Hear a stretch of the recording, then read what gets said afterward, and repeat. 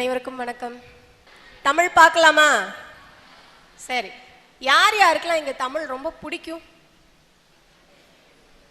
எப்பா, சரி. யார் யாருக்குன்னா தமிழ் பிடிக்கும் ஆனா பயமா இருக்கும் எழுத? நான் அந்த லாஸ்ட்ல இருக்காங்க. ஓகே,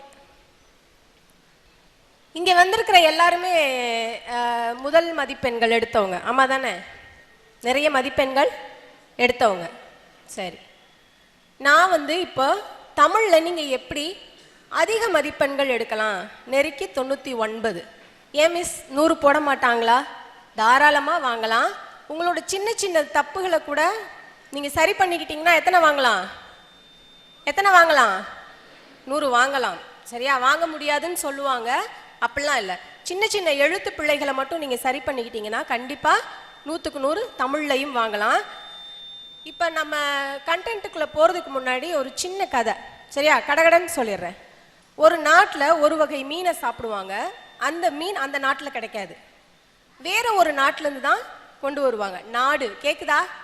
எனக்கு கொஞ்சம் த்ரோட் இன்ஃபெக்ஷன். நான் பேசுறது உங்களுக்கு கிளியரா கேக்குதா? ஆனா நீங்க தலையே ஆட்ட மாட்டேங்கிறீங்களே, பொம்மை மாதிரி இருக்கீங்க. நல்லா ஆட்டுங்க பாப்போம் தலைய. அப்படி நல்லா. சரியா? அந்த நாட்டில் அந்த மீன் கிடைக்காது, வேற ஒரு நாட்டில இருந்து கொண்டு வருவாங்க. அது எப்படி கொண்டு வருவாங்கன்னா ஒரு பெரிய கண்டெய்னர்ல, கப்பல்ல கொண்டு வருவாங்க. ஏன் அப்படின்னா அந்த மீனை எப்படி வாங்குவாங்கன்னா உயிரோட இருந்தாதான் வாங்குவாங்க. செத்து போயிட்டா என்ன பண்ண மாட்டாங்க, அந்த மீனை வாங்க மாட்டாங்க. அப்போ ஒரு நாட்டில இருந்து இன்னொரு நாட்டுக்கு கொண்டு போய் இறக்கும் போது அந்த கண்டெய்னர்ல 50% மீன் மட்டும்தான் உயிரோட இருக்குமா. மீதி 50% மீன் இறந்து போயிடும். இறந்து போயிட்டா வாங்க மாட்டாங்க. வாங்கலைன்னா லாஸ் ஆகும், ஆமா தானே? விழுந்து விழுந்து யோசிக்கிறாங்க, என்னென்னவோ பண்ணி பார்க்குறாங்க. அந்த கண்டெய்னர் ஃபுல்லா தண்ணி ஃபில் பண்ணி தான் அந்த மீனை கொண்டு போறாங்க. அப்படி இருந்து ஏன் அந்த மீன்கள்லாம் பாதி செத்து போகுது அப்படின்னு பயங்கரமா யோசிக்கிறாங்க. யோசிச்சு அதுக்கு சாப்பாடு நிறைய போட்டு பார்க்குறாங்க, ஆக்சிஜன் செட் பண்ணி பார்க்குறாங்க, என்னென்னவோ பண்ணி பார்க்குறாங்க. ஆனா அவங்களால 100% மீனை என்ன பண்ண முடியல, உயிரோட கொண்டு போய் சேர்க்கவே முடியல. பயங்கரமா யோசிக்கிறாங்க. உங்களை மாதிரி யோசிச்சு ஒரு ஐடியா கண்டுபிடிக்கிறாங்க. அந்த ஐடியாவை இம்ப்ளிமெண்ட் பண்ணி பார்த்தா 100% மீனும் உயிரோட இருந்துச்சு. என்ன பண்ணியிருப்பாங்க? யாராவது யோசிக்கிறியா? யோசிச்சுக்கிட்டே இருங்க, நான் இந்த கிளாஸோட கடைசியில் அது ஏன்னு சொல்றேன். சரியா? கிளாஸ்க்கு போலாமா? இந்த பேட்டர்ன்ல தான் உங்களுக்கு கொஷின்ஸ் கேட்பாங்க. சரியா? முதல்ல 15 1 மார்க், அடுத்து 2 வகையில் 2 மார்க்ஸ் கேட்பாங்க. ஒன்று பார்த்தீங்கன்னா செய்யுள் பகுதியில், உரைநடை பகுதியில் இருக்கக்கூடிய 2 மார்க்ஸ் கேட்பாங்க. அது நீங்கள் 4 எழுதுனா போதும். அதுக்கு கீழே இருக்கு பார்த்தீங்களா 5 2 மார்க்கு. அது எது அப்படின்னா ஒரு இயலுக்கு பின்னாடியும் மொழியை ஆள்வோம், மொழியோடு விளையாடுவோம் அப்படின்னு ஒரு பகுதி இருக்கு. கவனிச்சிருக்கீங்களா? எத்தனை பேர் அதை நீங்க இம்பார்ட்டன்ஸ் கொடுத்து படிச்சிருக்கிறீங்க? கை தூக்குங்க பா, ரொம்ப சந்தோஷமா இருக்கு. ஓகே, அந்த பகுதியில் உங்களுக்கு குறைஞ்சபட்சம் 45 மதிப்பெண்களுக்கான வினாக்கள் அங்கிருந்து எடுப்பாங்க. சரியா? அதுல இந்த 10 2 மார்க்ஸ், சாரி இந்த 5 2 மார்க்ஸ், 10 மார்க்கு அந்த மொழியோடு விளையாடு பகுதியை நீங்க டார்கெட் பண்ணணும். சரிங்களா? அடுத்து 3 மார்க்கு. 3 மார்க்கை 3 பிரிவா கேட்பாங்க. ஃபர்ஸ்ட் 2, அடுத்த 2, அடுத்த 2. அது என்னன்னு பின்னாடி ஒன்னொன்னா பார்ப்போம். சரிங்களா? அடுத்து 5 மார்க்கு. நீங்க எத்தனை எழுதணும்? 5 எழுதணும். 5 25 மார்க்கு. அடுத்து 8 மதிப்பெண்கள். எத்தனை எழுதணும்? 3 எழுதணும். இது நார்மலா இருக்கிற ஒரு கொஸ்டின் பேட்டர்ன் தான் நான் போட்டிருக்கிறது. சரியா? இனி உள்ளுக்குள்ள எப்படி எப்படிலாம் கேட்பாங்க, நீங்க எதையெல்லாம் கவனம் கொடுத்து படிச்சீங்கன்னா அதிகமான மதிப்பெண்கள் வாங்க முடியும் அப்படிங்கிறத நான் சொல்றேன். சரியா? இங்க யாராவது 99 மதிப்பெண்கள் எடுத்திருந்தீங்களா? 99 நல்லா தைரியமா கை தூக்குங்க. Okay, very good. 100? ஹே, 100ஆ? இப்போ இவங்க வச்சதுல வே டு சக்சஸ்ல வச்சதுல 100ஆ? நான் இதுல கேட்டேன். இப்போ வே டு சக்சஸ்ல வச்சாங்கல்ல, அதுல 100 யார் எடுத்தீங்க? 99? ஓகே. 98, 97, 96, 95, 94, 93, 92, 91, 90. சரி, இத்தனை பேர் 90க்கு மேலே இல்லையா? இப்போ நான் 98ன்னு கேட்கும்போது 99ன்னு கேட்கும்போது இவ்வளோ பேரில் ஒரு 4-5 கை மட்டும்தான் தூக்குனாங்க. இதே கொஸ்டின் பப்ளிக் முடிச்சு உங்களை நாங்கள் கேட்டோம் அப்படின்னா இதில் எல்லாருமே என்ன பண்ணணும்? கை தூக்கணும். ஒன்றுமே இல்லை, நான் சொல்கிற சின்ன சின்ன டிப்ஸை நீங்கள் என்ன பண்ணுங்க, ஃபாலோ பண்ணுங்க. யாரும் இனிமே தான் நீங்கள் ஃபர்ஸ்ட் படிக்க போறீங்களா? முதன்னு இப்போதான் 10ஆம் வகுப்பு புக்கை பெரட்ட போறீங்களா? கிடையாது. எல்லாருமே ஓரளவுக்கு சிலபஸை கவர் பண்ணியிருப்பீங்க. ஆனால் நீங்கள் அங்கங்கே விடக்கூடிய சின்ன சின்ன பிழைகளை நான் சொல்ல போகிறேன். நீங்கள் அதை மட்டும் சரி பண்ணிக்கிட்டீங்கன்னா கண்டிப்பாக நீங்கள் எத்தனை மார்க் வாங்கலாம்? நீங்கள் ஆசைப்படுற மார்க் வாங்கலாம். சரியா? உள்ள போகலாமா?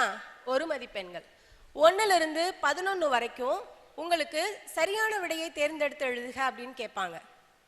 அது இந்த 11ல் ஒரு 7 கொஷின்ஸ் வந்து 6லிருந்து 7 questions compulsory book back questions கேட்டுருவாங்க. சரிங்களா? மீதி இருக்கிற ஒரு 4 அல்லது 3 கொஷினோட டஃப்பை பொறுத்து, சரிங்களா, அது என்ன பண்ணுவாங்க, பாடத்துக்கு உள்ளிருந்து கேட்பாங்க. எங்கேருந்து கேட்பாங்க? மிஸ் ரொம்ப கஷ்டமாக கேட்பாங்களா? கண்டிப்பாக கிடையாது. நீங்கள் என்ன பண்ணியிருக்கணும், ஒரு பாடத்தையும் ஜஸ்ட் கோ த்ரூ பண்ணியிருந்தாலே உங்களால் அதை என்ன பண்ண முடியும், அந்த ஆன்சரை கண்டுபிடிக்கிற மாதிரி தான் வைப்பாங்க. உங்களுக்கு ரொம்ப கிரிட்டிக்கலாலாம் கேட்க மாட்டாங்க. சரி, அப்படியே கேட்டால் ஏதாவது ஒன்றே ஒன்று இருக்கும். மற்றபடி உங்களுக்கு ரொம்ப டஃப்பாக கேட்க மாட்டாங்க 1 மார்க்ஸ் பொறுத்த வரைக்கும். சரிங்களா? அடுத்து 12லேருந்து 15 வரைக்கும் இருக்கக்கூடிய அந்த 4 1 மார்க் வந்து எதுலேருந்து கேட்பாங்க? ஒரு பாட்டு கொடுத்துருவாங்க, அந்த பாட்டிலிருந்து 4 கொஷின்ஸ் கேட்பாங்க. சரியா? அதெல்லாம் என்னென்ன கேட்பாங்க, நீங்கள் எப்படி படிக்கணும் அப்படிங்கிறத நான் 1 by 1 சொல்கிறேன். சரிங்களா? அடுத்து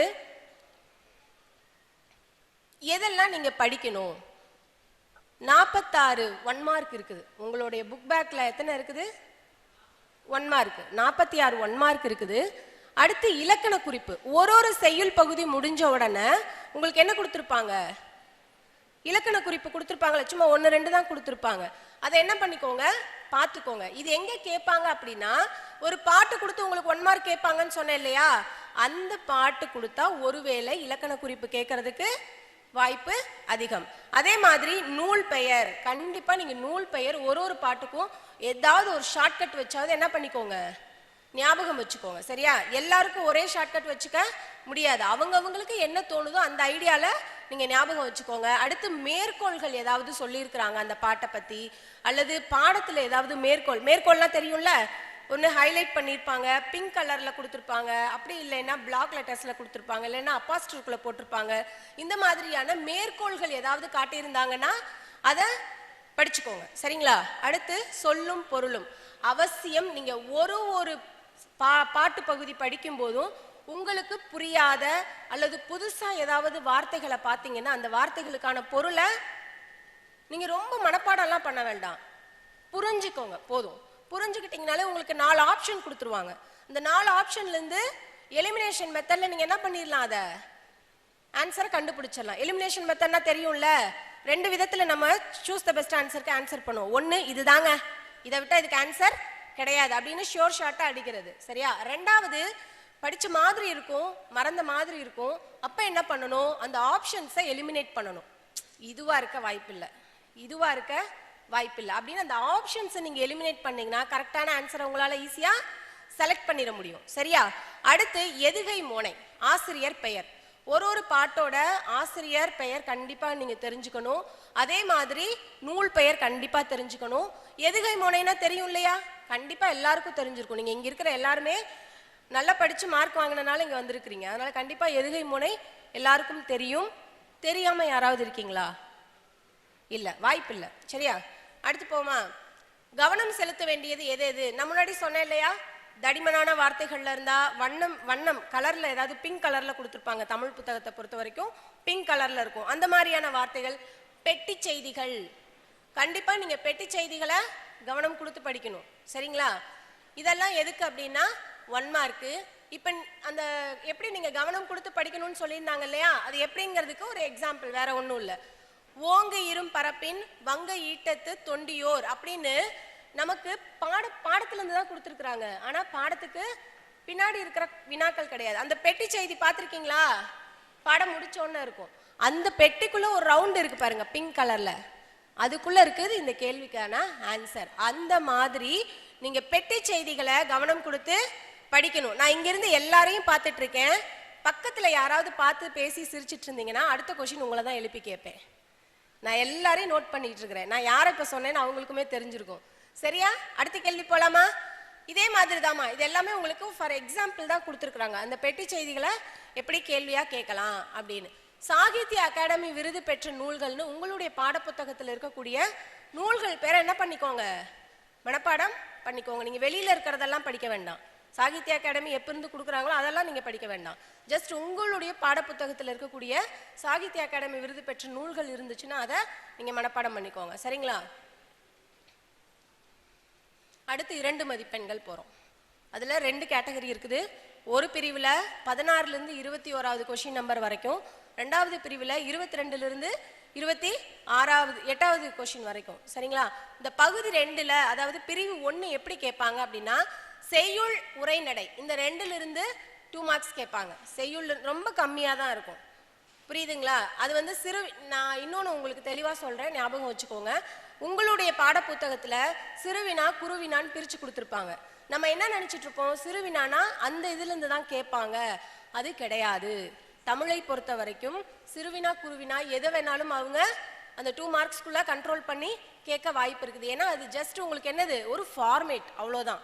அதனால எந்த பகுதியிலிருந்து வேணாலும் உங்களுக்கு கேள்விகளை சுருக்கி கொடுக்கறதுக்கு வாய்ப்பு இருக்குது. நீங்க கேள்விகளை என்ன பண்ணிக்கோங்க, படிச்சு புரிஞ்சு அதுக்கான ஆன்சர் பண்ணா போதும்.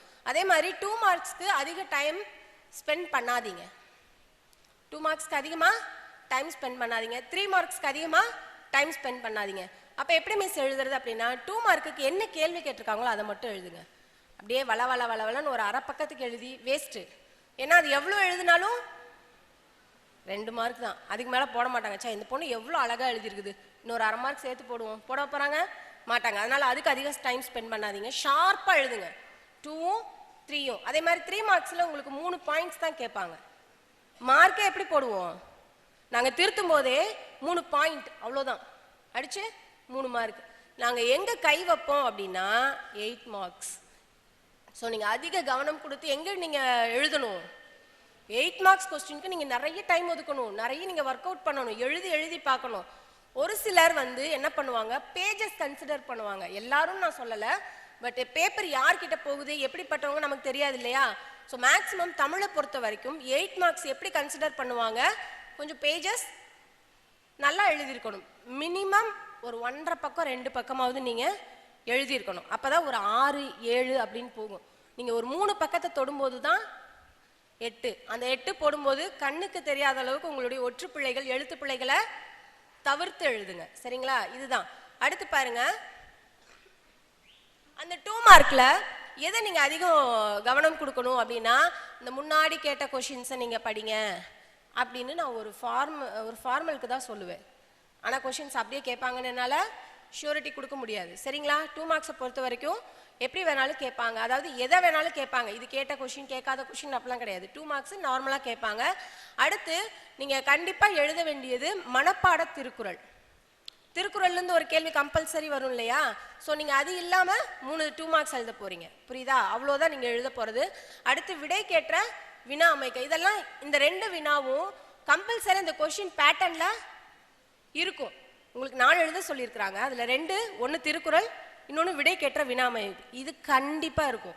திருக்குறள் வந்து கம்பல்சரி கொஸ்டின், அது நீங்க அதனால என்ன பண்ண முடியாது, தவிர்க்க முடியாது. விடை கேட்ட வினா ஆட்டோமேட்டிக்கா அது வந்துடும். ஸோ நீங்க இங்க எத்தனை மட்டும் படிச்சா போதும், நல்லா 2 கொஸ்டின் தான்.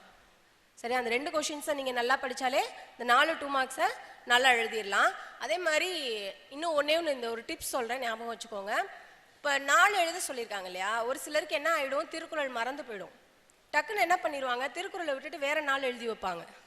4ஆவதா அவங்களாவே ஒரு கொஸ்டினை சூஸ் பண்ணி அவங்க எழுதி வைப்பாங்க. அப்படி எழுத கூடாது. கம்பல்சரி திருக்குறள் 1 இருக்கணும். அது இல்லாம நீங்க 3 மட்டும்தான் உங்களுக்கான சாய்ஸ். சரியா? எக்ஸ்ட்ராவும் எழுதக்கூடாது. எக்காரணம் கொண்டு எக்ஸ்ட்ரா எழுதாதீங்க. எக்காரணம் கொண்டும் செய்யுள் வினாவுக்கு பதிலாக வேற ஒரு கேள்வியை எழுதாதீங்க. இது ரொம்ப ரொம்ப நான் இன்சிஸ்ட் பண்ணி சொல்றேன். ஏன்னா இது அடிக்கடி செய்யற தவறு, குழந்தைகள் செய்யற தவறு. அதுல தான் மார்க் போறது. சரியா? அடுத்து கவனம் செலுத்த வேண்டிய விடை கேட்ட வினா. இறுதியில் என்ன பண்ணணும்? கண்டிப்பா கொஷின் மார்க் போடணும். திருக்குறள்ல பிழை இல்லாமல் எழுதணும். சின்ன எழுத்து பிழை கூட இல்லாமல் நீங்கள் எழுதணும். அதே மாதிரி விடைக்கேற்ற வினா எழுதும்போது சிலர் என்ன பண்ணிடுவாங்க, அந்த கொஷின் அப்படியே அந்த ஆன்சர் அப்படியே எழுதி பின்னாடி செய்தாரா வைத்தாரா அப்படி கொஷினாக மாற்றுறாங்க. அப்படி எழுதக்கூடாது. உங்களுடைய விடைக்கேற்ற வினால ஏன், எதற்கு, எப்படி, எங்கே, எப்பொழுது, எதனால், யார், யாரிடம், இந்த மாதிரியான வார்த்தைகள் அங்கே இருக்கணும். தூங்குறீங்களா? முழிச்சிருக்கியா? இது எத்தனை? இது சத்தமா? அடுத்து போலாமா? அடுத்து நீங்க 2 மார்க்ல பார்க்க வேண்டியது பகுபத உறுப்பிலக்கணம், கலைச்சொற்கள். இதெல்லாம் கேட்கக்கூடிய பகுதி. பகுபத உறுப்பிலக்கணம் எழுதும்போது நான் ஒரே ஒரு அட்வைஸ் மட்டும்தான் சொல்லுவேன்.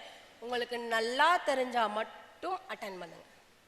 ரொம்ப நல்லா தெரியும் மிஸ், இதுல எனக்கு தப்பே வராது அப்படின்னா மட்டும் அதை அட்டென்ட் பண்ணுங்க. இல்லை எனக்கு வேற வாய்ப்பு இல்லை மிஸ், இதுல பாதி தான் எனக்கு தெரியும் அப்படின்னா வேற வாய்ப்பே இல்லைங்கிற பட்சத்தில் நீங்க பகுபத உறுப்பிலக்கணம் எழுதுங்க. ஏன்னா அது ஸ்டெப்புக்கு மார்க்கு. பகுதி, விகுதி, இடைநிலை, சந்தி, சாரியன்னு இருக்கிறனால அது பிரிக்கிறனால அதுல மார்க் குறையிறதுக்கான வாய்ப்பு இருக்கு. அதனால ரொம்ப தெளிவா தெரிஞ்சா அதை அட்டென்ட் பண்ணுங்க. அடுத்து மொழிப்பயிற்சி வினாக்கள், இலக்கண வினாக்கள் இதெல்லாம் நீங்க பார்த்துக்கணும். சரிங்களா? அடுத்து 3 மதிப்பெண்கள். அந்த மொழி இது என்னன்னு புரியுது இல்ல? மொழிப்பயிற்சி வினாக்கள், இலக்கண வினாக்கள்ங்கிறது அந்த மொழியோடு விளையாடு அந்த பகுதியிலிருந்து கேட்கக்கூடிய 5 2 மார்க்ஸ் ரொம்ப ரொம்ப முக்கியம். 10 மார்க் அதில் இருக்குது. அது இல்லாமல் படத்துக்கு கதை எழுது, கடிதம் எழுது, இது எல்லாமே எங்கேருந்து கேட்கறது? மொழியோடு விளையாடு பகுதி. அதனால இது வரைக்கும் யாராவது மொழியோடு விளையாடு பகுதியை அசால்ட்டாக கிராஸ் பண்ணியிருந்தீங்கன்னா இனிமே போய் என்ன பண்ணுங்க, அதுக்கு அதிக கவனம் கொடுத்து அதில் இருக்கக்கூடிய அத்தனையும் பார்த்துக்கோங்க. அத்தனைக்குமான ஆன்சரையும் தெரிஞ்சுக்கோங்க, புரிஞ்சுக்கோங்க. சரிங்களா? அடுத்து போலாமா? 3 வகையில் உங்களுக்கு 3 மார்க்ஸ் இருக்குது. 2 2 2 எழுதினா போதும். அந்த 3 மார்க்ஸ்ல ஃபர்ஸ்ட் கேட்டகரியில 29லேருந்து 31 வரைக்கும் என்ன கேட்பாங்க? உரைநடை வினா கேட்பாங்க. அதுல கம்பல்சரி ஒரு கொஸ்டின் இருக்கும். என்னது அது? பேராகிராஃப் கொடுத்து உங்களை ஆன்சர் எழுத சொல்லுவாங்க. அந்த பேராகிராஃப் கொடுத்து ஆன்சர் எழுதும்போது நீங்க கவனிக்க வேண்டியது ஒன்னே ஒண்ணுதான். அதுல தலைப்பு கேட்டிருக்கிறாங்க அப்படின்னா, தலைப்பு உனக்கு தேட கஷ்டமா இருக்குதுன்னா என்ன பண்றது? ஈஸியான மெத்தடு. எதை பத்தி அந்த பேராகிராஃப் அதிகமா பேசி இருக்குதோ அதை தூக்கி தலைப்பா எழுதி வைங்க. சரிங்களா? இங்க இருக்கிறவங்க மோஸ்ட்லி நல்லா படிக்கிற குழந்தைங்கனால நான் இவ்வளவுதான் சொல்றேன். சரியா? இது இல்லைன்னா இதுக்கு வேற மாதிரி எல்லாம் மெத்தட் இருக்குது. நீங்க ஃபர்ஸ்ட் என்ன பண்ணிக்கோங்க, தலைப்பு கேட்டாங்கன்னா அந்த பேராகிராஃப் எதை பத்தி அதிகம் பேசுதோ அதுக்கான தலைப்பை நீங்க கொடுங்க. சரிங்களா? அடுத்தது 32லேருந்து 34 வரைக்கும் செய்யுள் வினாவும் மனப்பாட செய்யணும். இதுலயும் கம்பல்சரி எத்தனை இருக்குது? 1 இருக்குது. என்னது? மனப்பாட பாட்டு. ஸோ அது இல்லாம நீங்க எத்தனை தான் எழுத போறீங்க? ஒன்னே ஒன்று தான் எழுத போறீங்க. நீங்க ஒட்டுமொத்த புத்தகத்திலிருந்தும் ஒரே ஒரு வினா தான் எழுத போறீங்க. சரிங்களா? அது எதுவா வேணாலும் இருக்கலாம். கொஞ்சம் ஈஸியா தான் இருக்கும். நீங்க அட்டன் பண்ற மாதிரி தான் இருக்கும். அடுத்து பாத்தீங்கன்னா இலக்கண வினா, அழகிடுதல், அணி, இந்த 3 கேட்பாங்க. அழகிடுதல் ஈஸியா இருக்கும், அதனால அதை அட்டன் பண்ணுங்க. அணியும் 4 அணி தான் உங்களுக்குள்ள இருக்குது. அந்த பாடத்துக்கு பின்னாடி 4 5 தான் இருக்குது. அதை மட்டும் நீங்க எழுதினா போதும். இது இல்லாம இன்னும் ஒரு விஷயம் நீங்க எதையாவது கவனம் வச்சுக்கணும்னு நினைச்சீங்கன்னா, நீங்க திருக்குறள் புத்தகத்துல பாத்தீங்கன்னா கீழே என்ன பண்ணிருப்பாங்க, சில திருக்குறள்ல அணி என்னன்னு எழுதியிருப்பாங்க. உவமை அணி, எடுத்துக்காட்டு உவமை அணி, இல்பொருள் உவமை அணி அப்படின்னு அணியோட நேம் கொடுத்துருப்பாங்க. அந்த மாதிரி ஏதாவது குறள் இருக்குது. அந்த இருக்கக்கூடிய குறள்களை என்ன பண்ணிக்கோங்க, பொருள் புரிஞ்சுக்கோங்க, அந்த அணி விளக்கம் தெரிஞ்சுக்கோங்க. ஏன்னா கேள்வி அப்படி கேட்கவும் வாய்ப்பு இருக்குது. அந்த குறளை கொடுத்துருவாங்க. கொடுத்துட்டு இந்த குறளில் இடம்பெற்றிருக்கும் அணி என்ன, அப்ப நம்ம படிச்சது அங்க வேற நாளா இருக்கும், இங்க கேட்டிருக்கிறது வேறையா இருக்கும். ஆனா மொத்தத்துல அது என்னது? அணி. அதனால திருக்குறளுக்கு கீழே ஏதாவது அணி குறிப்பிட்டு இருந்தாங்கன்னா அந்த அணியை பத்தி கொஞ்சம் தெரிஞ்சுக்கிட்டு போங்க. சரிங்களா? அடுத்து இதுல படிக்க வேண்டியதுன்னு பார்த்தா என்னென்ன இருக்குதுன்னு ஒரு லிஸ்ட் அவுட், அவ்வளவுதான். 46 சிறுவினாக்கள் இருக்கு, 41 சிறுவினாக்கள் இருக்குது. மனப்பாட செய்யுள் குறைஞ்சது முதல் 5 இயல் என்ன பண்ணிருக்கோம், நீங்க ரொம்ப தரவா இருக்கணும். ஏன்னா எப்போதுமே மனப்பாட செய்யுள் எப்படி கேட்பாங்கன்னா, முதல் பகுதியிலிருந்து 1, அடுத்த பகுதியிலிருந்து 1, அதாவது 9 இயல்னா முதல் 5 இயல்லிருந்து 1 எடுப்பாங்க, அடுத்த 4 இயல்லிருந்து 1 எடுப்பாங்க. இப்படிதான் எடுப்பாங்க. மேக்சிமம் எடுத்தாங்கன்னா இந்த மாதிரி தான் எடுப்பாங்க. ஸோ அந்த அணி படிச்சுக்கோங்க. அழகிட்டு வாய்ப்பாடு எல்லாருக்கும் தெரியும் தானே? இப்ப நான் சொல்லி முடிச்சதுக்கு அப்புறம் உங்களுக்கு எதுலையாவது டவுட்ஸ் இருந்தால் கேளுங்க, நான் அது என்னன்னு கிளியர் பண்ணுறேன். சரியா? அடுத்த அணி உவமை அணி, தன்மை அணி, தீவக அணி, நிரல் நிறை அணி, தற்குறிப்பேற்ற அணி. இந்த 5 அணி தான் இருக்குது. அடுத்து மனப்பாடம்னு பார்த்தா எப்படி நீங்கள் அதில் கவனம் செலுத்தணும் அப்படின்னா, ஸ்பெல்லிங் மிஸ்டேக் இருக்கக்கூடாது. முன்னாடி மனப்பாட செயலுக்கு 5 மார்க் இருந்துச்சு, இப்போ எத்தனை ஆயிடுச்சு? 3 தான். அப்போ அந்த 3 மார்க்கை நீங்கள் கரெக்டாக வாங்கணும்னா சின்ன பிழை கூட இருக்கக்கூடாது. 2 பிழைக்கு மேலே போயிடுச்சுன்னா சுழிச்சு விட்டு அரை மார்க் குறைச்சிருவாங்க. சரியா? அதனால பிழை இல்லாமல் எழுதுங்க. அடுத்து பார்த்தீங்கன்னா அந்த அணி என்னென்னு சொல்லியிருக்கிறேன். இது ஒருவேளை யாருக்காவது புரியல அப்படின்னா நீங்கள் கிளாஸ் முடிச்சதுக்கப்புறம் கேளுங்க, நான் சொல்கிறேன். சரியா? ஏன்னா இதுக்கு டைம் பத்தாது இல்லையா? அடுத்து பார்த்தீங்கன்னா அசை, அழகிடுதல். அழகிடுதலில் யாருக்காவது டவுட் இருக்கா? வாய்ப்பில்லை. அழகிடுதலில் டவுட் வர்றதுக்கு வாய்ப்பில்லை. இது என்னென்ன பேட்டர்னில் பிரிக்கலாம்னு சொல்லியிருக்காங்க. அடுத்த 5 மதிப்பெண்கள் 5 மார்க் எழுதுவோம் இல்லையா? அதில் 38, 39, 40, 41, 42, 38 இது எல்லாமே எப்படி இருக்கும்? அல்லதுல இருக்கும். அதாவது 2 கொடுப்பாங்க, நீங்கள் 1 எழுதணும். சரியா? அதில் ஃபர்ஸ்ட் இருக்கிற 38வதுல என்ன மாதிரி கேள்வி கேட்பாங்கன்னா செய்யுள் வினாக்கள் தான் கேட்பாங்க. கம்பல்சரி அந்த 38வது கேள்வி எப்படி இருக்கும்? ஏதாவது 2 செய்யுள் வினாக்கள் கொடுத்து எழுதுவாங்க. அதுவும் அதே மாதிரி தான். முதல் 5 இயல், அடுத்த 4 இயல். அதனால எப்போதுமே ஸ்பிளிட் பண்ணி படிங்க படிக்கும்போது. அடுத்தது கடிதம் எழுதுதல். 2 வகை கடிதம் இருக்கும். ஒன்று அலுவலக கடிதம், இன்னொன்று உறவு முறை கடிதம். சரியா? அடுத்தது காட்சியை கவினுற எழுதுக. சரியா? அடுத்து படிவம் நிரப்புதல், நிற்க அதற்கு தக அல்லது மொழிபெயர்ப்பு. இது இந்த 42வது வந்து கம்பல்சரி. அதில் நிற்க அதற்கு தக ஒரு வினா இருக்கும். அடுத்த வினா என்ன இருக்கும்? டிரான்ஸ்லேஷன் இருக்கும். டிரான்ஸ்லேஷன் எனக்கு நல்லா தெரியும் மிஸ் அப்படின்னா தாராளமாக நீங்கள் டிரான்ஸ்லேஷன் அட்டன் பண்ணுங்க. இல்லை மிஸ் எனக்கு நிற்க அதற்கு தக எழுதுறது ரொம்ப ஈஸியாக இருக்கும் அப்படின்னா நீங்கள் தாராளமாக நிற்க அதற்கு தக எழுதுங்க. ஏன்னா நீங்கள் டிரான்ஸ்லேஷன் உங்களுடைய கருத்துக்களை என்ன பண்ண முடியாது? எழுதக்கூடாது. எழுத முடியாதுங்கிறத விட எழுதக்கூடாது. அங்கே என்ன கொடுத்துருக்குறாங்களோ அதை நீங்கள் டிரான்ஸ்லேட் பண்ணி எழுத போறீங்க. ஆனால் நிற்காதற்கு தக அவங்க காமனான ஏதாவது ஒரு இன்சிடென்ட் கொடுத்து உங்களை கொஷின் கேட்டிருப்பாங்க. ஸோ நீங்கள் என்ன பண்ணலாம்? அதில் செல்ஃபாக பதில் எழுதலாம். செல்ஃபாக பதில் எழுதுறதுக்கு இங்கே என்ன பண்ண மாட்டாங்க? மார்க் குறைக்க மாட்டாங்க. சரியா? செல்ஃபாக எழுதுறத நாங்கள் ரொம்ப அப்ரிஷியேட் பண்ணுவோம். அதனால நிற்காதற்கு தக மேக்ஸிமம் அட்டன் பண்ண ட்ரை பண்ணுங்க. கடிதம் எழுதுறதுல அலுவல் முறையில் எதெல்லாம் ரொம்ப முக்கியம்? என்னென்ன ஸ்டெப்ஸ் முக்கியம்? அனுப்புனர், பெறுநர், விழினா என்னது? விழினா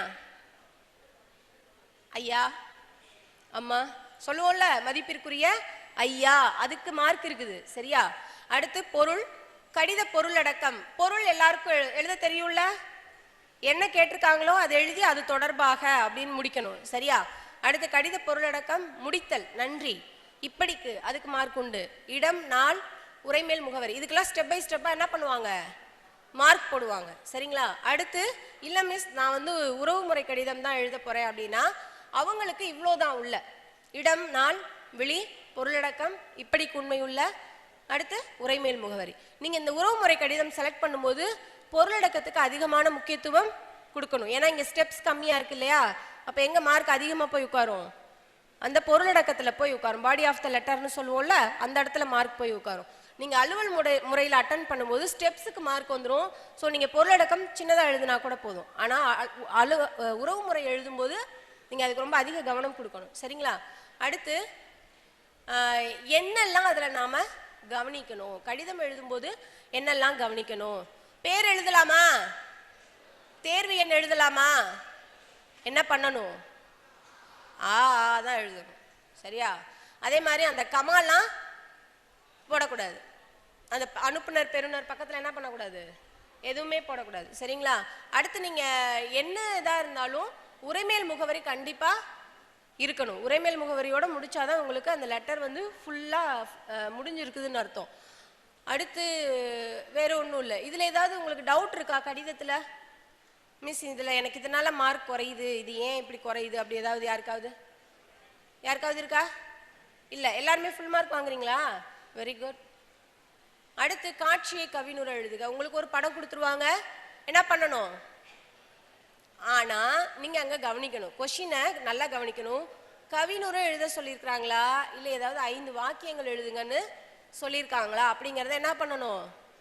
நீங்க கவனிக்கணும். எல்லாரும் என்ன பண்ணிடுறாங்க, கண்ணை மூடிக்கிட்டு கவிதை மாதிரி எழுதிடுறாங்க. கொஸ்டினை முதல்ல நல்லா வாசிங்க.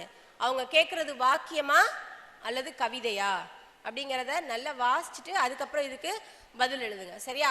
மேக்சிமம் இதுக்கு சுயமா பதில் எழுத ட்ரை பண்ணுங்க. நோட்ஸ்ல இருக்கிறது எந்த நோட்ஸா வேணாலும் இருக்கலாம். நோட்ஸ்ல இருக்கிறத காப்பி அடிச்சு அப்படியே எழுதாம உங்களுக்குன்னு நீங்க என்ன பண்ணுங்க, என்ன 9 இயல் இருக்குது, 9 இயல்ல 9 படம் இருக்குது, அவ்வளவுதானே. 9 படத்துக்கும் நீங்க என்ன பண்ணுங்க, சுயமா நீங்க சிந்திச்சு சென்டென்ஸ் எழுத ட்ரை பண்ணுங்க. அவங்களுக்கெல்லாம் நாங்கள் ஃபுல் மார்க் போட்டுருவோம். ஏன்னா எங்களுக்கு நல்லா தெரியும், நாங்கள் பேப்பர் திருத்திட்டே இருக்கும்போது ரிப்பீட் மோடில் வந்தாலே அது ஏதோ ஒரு மக்கப்பிங்னு எங்களுக்கு தெரிஞ்சிடும். ஸோ ஓனாக எழுதியிருக்கிற குழந்தைங்களுக்கு நாங்கள் ஸ்பெல்லிங் மிஸ்டேக் கூட என்ன பண்ண மாட்டோம், இந்த கேள்விக்கு நாங்கள் அதிக மார்க் குறைக்க மாட்டோம். சரியா?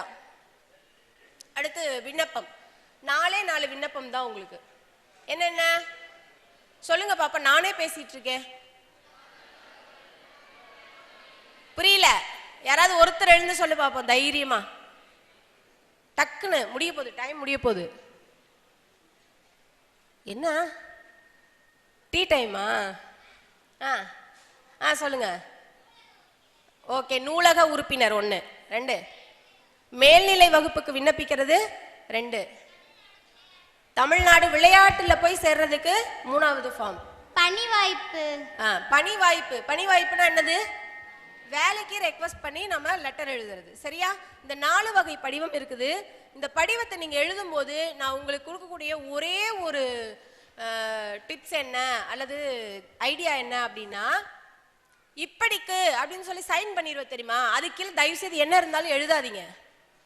அதுக்கீழே நீங்க எழுதக்கூடாது. அதே மாதிரி ஒரு ஃபார்முக்கு மேலேயும் சேர்க்கை விண்ணப்பம்னு இருக்கும், 4 இருக்கும். அதெல்லாம் உட்காந்து நீ எழுத கூடாது. அது ஆஃபீஸில் நீ எங்கே கொடுக்க போறியோ அவங்க எழுதுவாங்க, நாம் எழுத கூடாது. நீ சைன் பண்ணிட்டா அத்தோட உன்னோட வேலை முடிஞ்சிச்சு. மேலே பேர் போட்டு ஆரம்பிப்பியா, அங்கே ஆரம்பிக்கிற உன் வேலை கீழே உன் பேர் எழுதுறதோட முடிஞ்சிடுச்சு. அதுக்கு மேலே என்ன பண்ணக்கூடாது, பேரில் தான் ஆரம்பிக்கணும், பேரில் தான் முடிக்கணும். நல்ல ஞாபகம் வச்சுக்கோங்க. ஏன் சொல்கிறேன்னா, சிலர் என்ன பண்ணிடுறாங்க, அந்த சேர்க்கை எண்ணு 4 அதெல்லாம் என்ன பண்ணிடுறாங்க, உட்காந்து எழுதுறாங்க பயந்துக்கிட்டு. அதை விட்டுட்டா நமக்கு மார்க் குறைஞ்சிருமோ அப்படின்னு பயந்துட்டு அங்கே எழுதுறது. அந்த நூலக விண்ணப்ப படிவத்தில் கீழே இருக்கிறவங்க பிணைப்பு கையெழுத்து போடுறதுக்கு அந்த அவங்க உட்காந்து அங்கே எழுதுறது, அதெல்லாம் பண்ணக்கூடாது. சரியா?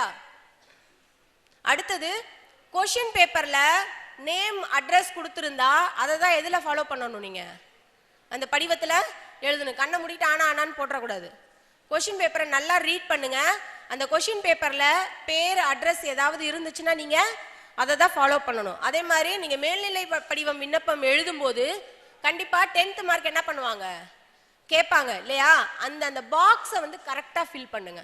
சிலர் அந்த முதல் 2 பாக்ஸ் என்ன பண்ணிடுறாங்க, விட்டுடுறாங்க. தேர்வு பெயருக்கும் தேர்வெண்ணுக்கும் விட்டுட்டு அந்த மார்க்கை மட்டும் எழுதுறாங்க. அப்படி இருக்கக்கூடாது, எல்லாமே எழுதணும். சரியா? அதே மாதிரி மார்க்கோட டோட்டல் கரெக்டாக இருக்கிற மாதிரி பாருங்க. புரியுதா? ஸ்டாண்டர்டாக வச்சுக்கோங்க. எப்படியா இருந்தாலும் உங்களுக்கு நீங்கள் ஒரு ஃபார்ம் எழுத போகிறீங்க, 5 சப்ஜெக்ட் தான், அதனால ஸ்டாண்டர்டாக மார்க் வச்சுட்டு ஸ்ப்ளிட் பண்ணி கரெக்டாக எழுதுங்க. சரியா? வேற ஏதாவது படிவத்தில் மார்க் குறையுதா யாருக்காவது? 5 மார்க்கு இல்லை யாருக்காவது? அந்த லாஸ்ட்லாம் கவனிக்கிறீங்களா? மார்க் குறையுது. ஏமா குறையுது? சேர்க்கை எண்ணலாம் ஆமாம் எழுதக்கூடாது. எழுதலைன்னா குறைக்கிறாங்களா? குறைக்க மாட்டாங்கப்பா. எந்த ஸ்கூல் நீங்கள்? புரியல. இல்லை அரசு பள்ளியா இல்லை தனியார் பள்ளியா? தனியார் பள்ளி. அரசு பள்ளி ஆசிரியர்கள் தான் திருத்துவாங்க. இது ரூல்ஸ். சேர்க்கை எண்ணலாம் என்ன பண்ணக்கூடாது, நீங்கள் எழுதக்கூடாது. அதை வந்து அது ஃபார்ம், அவ்வளோதான். நீங்கள் உங்கள் பேரில் தான் ஆரம்பிக்கணும். மார்க் குறையாதுமா, பப்ளிக்கில் குறையாது. சரிங்களா? உட்காருங்க. அடுத்து படிவத்தில் நீங்கள் கவனிக்க வேண்டியது அதுதான். அட்ரஸ்ஸு பேர் ஏதாவது கொஷின் பேப்பரில் இருந்தால் கம்பல்சரி அதுதான் உங்களுடைய ஆன்சர் ஷீட்டில் இருக்கணும். அதே மாதிரி முக்கியமாக நான் ஒன்று சொல்லணும், நீங்கள் இது வரைக்கும் எழுதிட்டு இருக்கிற ஆன்சர் ஷீட் மாதிரி பப்ளிக்கில் இருக்காது. சரியா? பப்ளிக் ஷீட் எப்படி இருக்கும் அப்படின்னா, முதல் 4 படிவங்களையும் என்ன பண்ணிடுவாங்க, முதல்ல வரிசையாக வச்சிருவாங்க. ஸோ நீங்கள் அதை எழுதும்போது கொஷின் பேப்பரில் என்ன ஃபார்ம் கொடுத்துருக்குறாங்க அதை நீங்கள் தெளிவாக பாருங்கள். 2வது, கொஷின் நம்பரை கண்டிப்பாக அந்த ஃபார்முக்கு மேலே என்ன பண்ணணும், கம்பல்சரி எழுதணும். சிலர் மறந்துடுறாங்க, மறக்காதீங்க, தயவு செய்து மறக்காதீங்க. ரொம்ப ஸ்ட்ரிக்டாக திருத்துறவங்க என்ன பண்ணிடுவாங்க, அதை ஒரு காரணமாக காட்டி மார்க்கை குறைப்பாங்க. புரியுதா? அதனால கொஸ்டின் நம்பர் ரொம்ப முக்கியம். எந்த படிவம் அது ரொம்ப ரொம்ப முக்கியம். மறந்து ஃபர்ஸ்ட் படிவத்தில் எல்லாத்தையும் எழுதி வச்சிடுறாங்க. அப்படிலாம் இல்லை. ஃபர்ஸ்ட், செகண்ட், தேர்டு, ஃபோர்த்துன்னு 4 வரிசையாக இருக்கும். நீங்கள் என்ன படிவம் கொஸ்டின் பேப்பரில் உங்களுக்கு கொடுத்துருக்குறாங்களோ கரெக்டாக அந்த படிவத்தில் போய் கொஸ்டின் நம்பரை எழுதிட்டு அதுக்கப்புறம் எழுத ஸ்டார்ட் பண்ணுங்க. சரிங்களா? படிவத்தை பொறுத்த வரைக்கும் இவ்வளோதான். இதெல்லாம் சொன்னது தான். நூலக உறுப்பினர் படிவத்தில் என்னெல்லாம் இருக்குது இங்கே பாருமா. அட்டை எண், உறுப்பினர் எண், அலுவலக முத்திரை, பிணையாளர் கையொப்பம், இது எதுவுமே எழுதக்கூடாது. நீங்கள் எழுதவே கூடாது. யார் எழுத சொன்னாலும் எழுதாதீங்க. சரியா? அது பேரில் தான் ஆரம்பிக்கணும். உங்கள் ஃபார்ம் வந்து பேரில் ஆரம்பிக்கணும், பேரில் முடிக்கணும். அதை நல்லா ஞாபகம் வச்சுக்கோங்க. அதே மாதிரி என்ன பண்ணிடுறாங்க, மேலே வந்து பேர் போட்டுருவாங்க. இப்போ ஏதாவது ஒரு பேர் அன்பழகன் அப்படிங்கிற பையன் விண்ணப்பிக்கிற மாதிரி எழுதுங்கன்னு சொல்லிட்டா மேலே பேரில் என்ன பண்ணிடுறாங்க, அன்பழகன் எழுதிட்டு கீழே கையொப்பத்தில் என்ன பண்ணிடுறாங்க, மறந்து ஆனான்னு எழுதிடுறாங்க. அதை எழுதக்கூடாது. அங்கே என்ன எழுதணும், அன்பழகன். அன்பழகன் பேர் கொடுத்துட்டா அந்த ஃபார்ம் முடிக்கிற வரைக்கும் நீங்கள் யாரு, அன்பழகன் தான். சரியா? தமிழ்ச்செல்வின்னு கொடுத்துட்டா ஃபார்ம் முடிகிற வரைக்கும் தமிழ்ச்செல்வி தான். நல்லா ஞாபகம் வச்சுக்கோங்க. சரியா? அதே மாதிரி இங்கிலீஷில் நீங்கள் இந்த ஓ பாசிட்டிவ் மட்டும் எழுதலாம். வேற எதுவும் என்ன பண்ணாதீங்க, இங்கிலீஷில் பயன்படுத்தாதீங்க. சரியா? அடுத்து நிற்காதற்கு தக வினாக்கள். ஒன்றுமே இல்லைம்மா, ஏதாவது ஒரு இன்சிடென்ட் கொடுத்துருப்பாங்கம்மா, படித்து பார்த்துட்டு உன்னுடைய அறிவு கேட்ட மாதிரி நீங்கள் பதில் சொல்லுங்கள். உண்மையாகவே டீச்சர்ஸ் ரொம்ப ரசித்து திருத்துற பகுதி அதுதான். ஏன்னா வித்தியாசமாக எழுதியிருப்பானுங்க பசங்க. சரியா? நாங்கள் அது எப்படி எழுதியிருந்தாலும் சிரிச்சுட்டே மார்க் போட்டுருவோம். காரணம் என்னென்னா அவன் யோசிக்கிறான். எங்களுக்கு தேவை என்னங்க, அவன் யோசிக்கணும். செல்ஃபாக அவன் பதில் சொல்கிறதுக்கு அவனுக்கு தெரியணும். பயங்கர வித்தியாசமாலாம் பதில் எழுதுவாங்க. சரியா? செம்ம ஜாலியாக இருக்கும் அந்த நிற்காதற்கு தக பகுதி. அடுத்து வினா எண் 43, 44, 45 3 நெடுவினாக்கள். நான் உங்களுக்கு நெடுவினாக்களை பொறுத்த வரைக்கும் ஃபர்ஸ்ட் என்ன கேட்பாங்க, உரைநடையிலிருந்து ஒன்று கேட்பாங்க. ரெண்டாவது என்ன கேட்பாங்க, செய்யுள்ளிருந்து அல்லது பொதுவான கட்டுரைன்னு ஒன்று கேட்பாங்க. அடுத்து ஃபர்ஸ்ட் வந்து 43வது வந்து உரைநடை கேட்பாங்க, ரெண்டாவது துணைப்பாடம் கேட்பாங்க, மூணாவது பொதுக்கட்டுரை கேட்பாங்க. பொதுக்கட்டுரை உங்களுக்கு என்ன கொடுத்துருவாங்க, ஹின்ஸ் கொடுத்துருவாங்க. அந்த ஹின்ஸ்லேருந்து நீங்கள் டெவலப் பண்ணி எழுதுகிற மாதிரி இருக்கும். சரியா? நீங்கள் இந்த நெடுவினாக்கள் எழுதும்போது எதெல்லாம் கவனம் வச்சுக்கணும் அப்படின்னா, முன்னுரை, குறிப்பு சட்டகம், உள்ளுக்குள்ளே ஏதாவது ஒரு 4-5 சப்டைட்டில்ஸ், கீழே முடிவுரை, இந்த ஃபார்மேட்டில் எழுத ட்ரை பண்ணுங்க. சரிங்களா? குறிப்பாக நீ மற்ற வினாக்களுக்கு எழுதுறீங்களோ இல்லையோ, துணை பாடத்துக்கும் பொதுக்கட்டுரைக்கும் அவசியம் என்ன பண்ணணும், துணை தலைப்புகள் இருக்கணும், குறிப்பு சட்டகம் இருக்கணும், முன்னுரை முடிவுரை இருக்கணும். சரியா? இதில் யார் யார் 8 மார்க் ஃபுல்லாக வாங்குறீங்க? Very good, very good, super. Okay, எல்லாரும் வாங்கணும். அடுத்து சரி, அடுத்து எழுத்து பிழைகள். எங்கே எழுத்து பிழைகள் பண்ணுவீங்க? ஒற்று பிழைகள் வரும் தானே? ஒன்றுமே இல்லைப்பா, உனக்கு மட்டும் புரிகிற மாதிரி ஒரு டிப்ஸ் சொல்கிறேன். ஒற்றுப்பிழை வராமல் எழுத. ஒரு வார்த்தை கூ ஐ முடியுதுன்னு வச்சுக்கோ. எதில்? அவனுக்கு, அவனை, இந்த கூ ஐ முடியுது இல்லையா? இதை தொடர்ந்து கா ச த ப, இந்த 4 எழுத்துல எந்த வார்த்தைகள் வந்தாலும் கண்ணை முடிக்கிட்டு நீ என்ன பண்ணணும், புள்ளி வச்ச எழுத்த முன்னாடி எழுதணும். மேக்சிமம் இவ்வளோதான் உங்களுக்கு ஒற்றுப்பிள்ளைங்கிறது, இவ்வளோதான். நான் உள்ள இலக்கணப்படி போய் வல்லொற்று மிகும் எங்கே மிகும் தெரியுமா, சுட்டெழுத்துக்கு பின்ன அப்பெல்லாம் நான் போல. உனக்கு ஈஸியாக என்ன பண்ணியிருக்கேன், மேக்சிமம் வர தப்பு கூ ஐ, அதுக்கு பின்னாடி காச தாப. அப்போ இவ்வளோதானா மிஸ், இதுக்கா மிஸ் எங்களுக்கு ஒரு பாடம்லாம் வச்சாங்க 9th அப்படிலாம் கேட்கக்கூடாது. அது வந்து இலக்கணம். அவ்வளோ இலக்கணப்படி உங்களுக்கு சொன்னால் முடியாது. சரியா? உங்களுக்கு நான் மேக்சிமம் வர தப்பை தான் நான் சொல்லியிருக்கேன். அந்த இடங்கள்ல மட்டும் நீங்கள் சரி பண்ணிக்கோங்க. சரியா? அடுத்து கதைகள் கேட்பாங்க இல்லையா? இப்போ இந்த மாதிரி உட்தலைப்புகளுடனும் மேற்கோள் காட்டுங்க. சரியா? மேற்கோள் கண்டிப்பாக காட்டுங்க. அதே மாதிரி நீங்கள் ஆன்சர் ஷீட் எழுதும்போது கவனிக்கிறியா, அந்த லாஸ்ட் கவனிக்கிறீங்களா? இது எத்தனை? இது 0வா? கவனிக்கலைன்னா குத்திடுவேன்னு சொல்ல வரேன். சரியா? மேற்கோள் வந்து கண்டிப்பா காட்டணும். அடுத்து பத்திகளை சரியா பிரிச்சு எழுதுங்க, பத்தியா எழுதுங்க. ஓகேவா? முடிவுரை எழுதுங்க. இதெல்லாம் என்ன அப்படின்னா உங்களுடைய பாடத்தில் இருக்கக்கூடிய இயல் வைஸ் நாங்கள் என்ன பண்ணியிருக்கோம், பிரிச்சு காட்டியிருக்கோம். ஒரு இயல்லையும் என்ன இருக்குது அப்படின்னு. கட்டுரைன்னு எடுத்துக்கிட்டா சான்றோர் வளர்த்த தமிழ், 2வது இயல்ல மரம் இயற்கையின் வரம், நண்பனுக்கு வாழ்த்து மடல் எழுத சொல்லி, இவ்வளோதான். நீங்கள் கடிதம் வந்து உணவு பாதுகாப்பு. அடுத்து 4வது எல்ல ஒரு கட்டுரை இருக்குது, கல்பனாவும் விண்வெளியும். சரியா, அது கல்பனா சாவ்லாவும் விண்வெளியும், அது படிச்சுக்கோங்க. அடுத்து 5வது எல்ல செயல் திட்டமும் மதிப்புரையும் இருக்குது. 6வது எல்ல ஒரு கட்டுரை இருக்குது. இந்த கட்டுரைகளை எல்லாம் ஹைலைட் பண்ணி படிச்சுக்கோங்க. சரிங்களா? அடுத்து கடிதம், 8வது எல்லையும் கடிதம், 9வது எல்ல வாழ்த்துறை, நன்றியுரை. இவ்வளோதான்ப்பா உங்களுக்கு அந்த கேட்கக்கூடிய வினாக்கள். இதை நீங்கள் படிச்சுக்கிட்டீங்க அப்படின்னா கண்டிப்பாக 3 நெடுவினாக்களையும் ரொம்ப தெளிவாக எழுதிடலாம். மிஞ்சி போனால் கதையில் பார்த்தீங்கன்னா அன்னமையா, அப்புறம் என்ன, அன்னமையா, மேரி மெக்லியூன். சரியா? அப்புறம் கேட்கல, என்னது,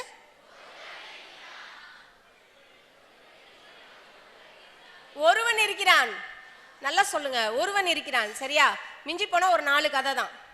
அந்த 4 கதையை தெளிவா பார்த்துக்கோங்க. சரிங்களா? இதெல்லாம் என்ன அப்படின்னா ஒரு இயலையும் பிரிச்சு காட்டியிருக்கிறாங்க, என்னெல்லாம் இருக்குது உங்க இயலுக்கு பின்னாடி அப்படின்னு. இது எல்லாமே நம்ம பார்த்தது தானே? தெரியுதா எல்லாருக்கும்? அடுத்த ஸ்லைட் போலாமா?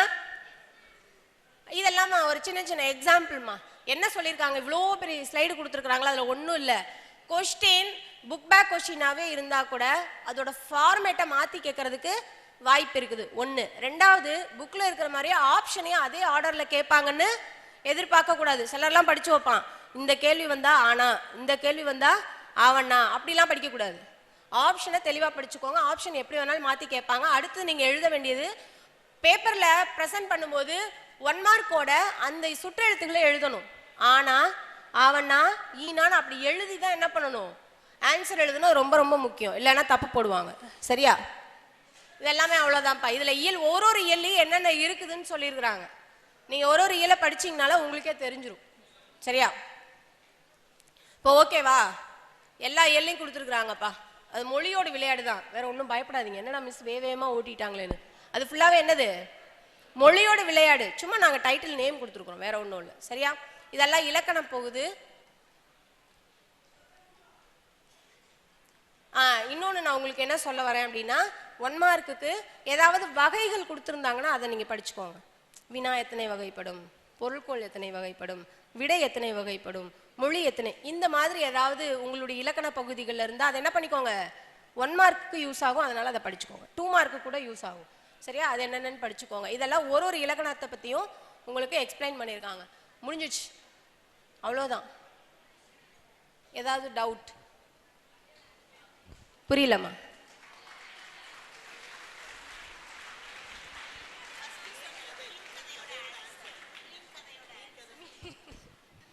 மீன் கதையோட ஆன்சர். அச்சா, எவ்வளோ பிரைட் ஸ்டூடெண்ட்ஸ் இல்லை நாங்கள், காரியத்திலே கண்ணா இருப்போம். டைம் எனக்கு ஓவரில், முடிச்சிடலாம்ல. அந்த மீனுக்கு என்ன பண்ணாங்க தெரியுமா? என்ன பண்ணியிருப்பாங்க? அங்கதான் கிடைக்காதே. என்ன அறிவு பத்தியா, அங்கே போய் வாங்கியிருப்பாங்க. அதான் கிடைக்காதனால தானே கப்பலில் கொண்டு வந்து தராங்க. ஒன்றும் இல்லைப்பா, அந்த ஒரு பெரிய கண்டெய்னர் லாரிக்குள்ளேயும் ஒரு குட்டி சுறா மீனை போட்டாங்க. அப்போ அதுக்குள்ளே இருக்கிற ஒவ்வொரு மீனும் தான் வாழணுங்கிற அந்த ஒரு உத்வேகத்தில் தன்னை காப்பாற்றிக்கிறதுக்காக எப்போதுமே எப்படி இருந்துச்சுங்க, ஆக்டிவாக இருந்துச்சுங்க. ஸோ நம்ம எப்போதுமே இயங்கணும் அப்படின்னா நமக்குன்னு ஏதாவது ஒரு உள்ள ஒரு எப்போதுமே ஒரு உந்துதல் இருந்துக்கிட்டே இருக்கணும். அவ்வளோதான், கதை ஓவர். Thank you all.